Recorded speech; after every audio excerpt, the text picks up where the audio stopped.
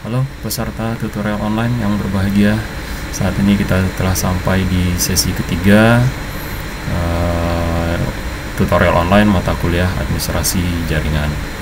Di sesi ketiga ini Anda akan mempelajari lebih jauh lanjutan dari routing protokol yang sebelumnya di sesi kedua itu adalah pembahasan mengenai interior gateway protocol. Di sesi ketiga ini adalah bagian yang kedua, yaitu terkait dengan exterior gateway protocol. Karena dia merupakan lanjutan dari proses routing, jadi diharapkan Anda benar-benar sudah memahami terlebih dahulu konsep routing di interior gateway protocol. EGP ini adalah sebuah tipe dari routing protokol yang sifatnya interdomain atau antar jaringan yang berbeda. Jadi EGP ini dipergunakan untuk merutekan traffic atau mengarahkan data antar sistem otonom yang berbeda.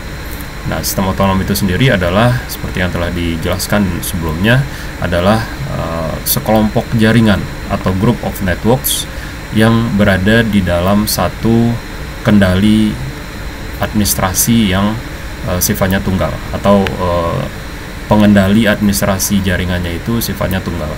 Biasanya dimiliki oleh satu perusahaan atau satu grup yang sama, satu perusahaan yang sama, atau satu enterprise yang sama. Kemudian fungsi utama dari EGP itu adalah untuk nanti yang pertama adalah untuk saling bertukar routing information atau informasi mengenai rute untuk penerusan paket data antar autonomous system yang berbeda, gitu. Jadi yang pertama adalah untuk saling bertukar informasi routing antar sistem otonom yang berbeda. Kemudian memilih best path atau memilih jalur atau lintasan untuk meneruskan traffic data itu, mana yang terbaik jalurnya, gitu. Untuk meneruskan data supaya data itu bisa travel atau berjalan di jaringan itu menggunakan different metrics. Jadi nanti untuk memilih mana jalur yang terbaik itu, dia nanti akan menggunakan different metrics atau metrik-metrik yang berbeda. Di antaranya jumlah hops-nya atau jumlah lompatan antar router ke router, kemudian bandwidth, kemudian delay, dan juga reliability di jalur tersebut. Jadi itu adalah cara si protokol EGP ini dalam memilih mana jalur yang terbaik untuk meneruskan data antar jaringan tadi atau antar sistem otonom tadi.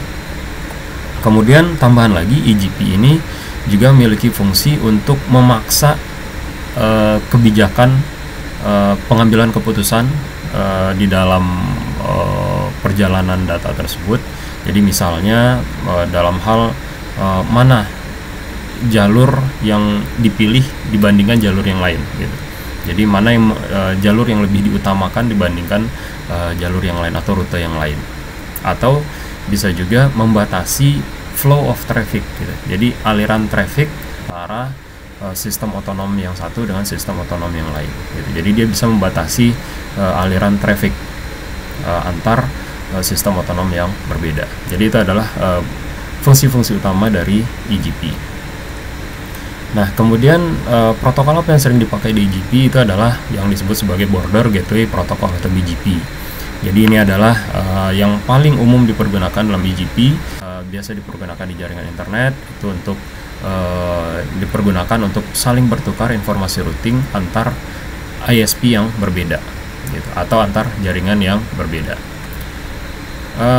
Sifat yang lain, karakteristik dari BGP ini adalah dia memang bisa sedikit sulit untuk dikonfigurasi dan dikontrol atau dikelola, tetapi dia menyediakan high level flexibility atau fleksibilitas yang tinggi di dalam proses routing information tadi, exchange routing information tadi. Kemudian dia juga mampu mengendalikan keputusan-keputusan dalam proses routing, gitu. Jadi itu memang kelebihan maupun kekurangan dari BGP ini. Nah, EGP ini sendiri itu didesain untuk bisa bekerja di multiple paths to destination. Jadi bisa didesain untuk bekerja di beragam lintasan yang berbeda untuk menuju ke tujuan yang diinginkan gitu. Sehingga dengan demikian EGP ini nanti bisa memungkinkan terjadinya redundansi pada jaringan, sehingga nanti jaringan itu tidak hanya satu jalur saja dari sumber ke tujuan, tapi bisa menggunakan beberapa jalur yang berbeda. Nah, itu yang maksudnya redundansi tadi. Kemudian juga karena dia menggunakan jalur yang berbeda, itu nanti akan bisa keuntungan yang lain adalah adanya load balancing gitu. Jadi tidak membebani hanya pada satu jalur saja, tapi nanti akan terpecah ke banyak jalur yang berbeda gitu. Jadi beban satu traffic itu nanti akan bisa dibagi ke jalur-jalur yang lain. Jadi tidak hanya dibebankan hanya pada satu jalur saja. Itu karakteristik dari BGP sebagai salah satu protokol dalam EGP gitu. Jadi EGP ini atau Exterior Gateway Protocol, yang salah satu protokolnya adalah BGP tadi, dia bisa didesain untuk bisa bekerja pada beragam jalur yang berbeda gitu. Jadi keuntungannya adalah adanya redundansi dan load balancing. Nah, itu sekelumit yang mungkin nanti akan Anda pelajari lebih jauh nanti di sesi ketiga ini. Saya ingatkan lagi, ini sebagai reminder bahwa forum diskusi di sesi ketiga ini dibuka mulai 24 April sampai dengan 7 Mei 2023.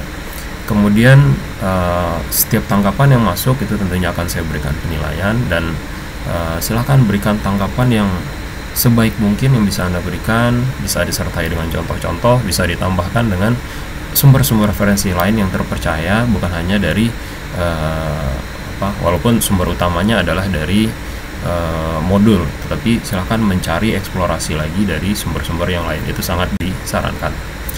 Kemudian untuk tugas sesi ketiga, diingatkan pada sesi ketiga ini kita nanti ada tugas. Jadi yang Anda mulai bisa kerjakan mulai 24 April 2023, nanti batas akhirnya adalah 8 Mei 2023 jam 15.00. Nah, untuk tugas ini nanti Anda menggunakan software Cisco Packet Tracer. Kemudian file setupnya sudah disediakan pada link tugas.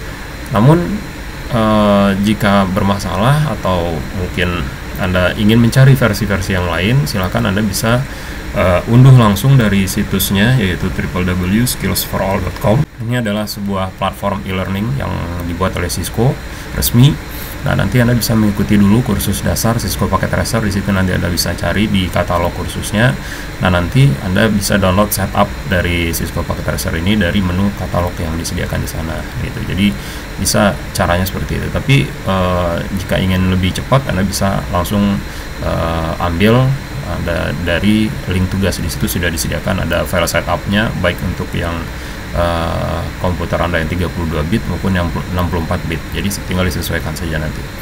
Oke, mungkin itu saja pengantar dari saya, sapaan di sesi ketiga ini.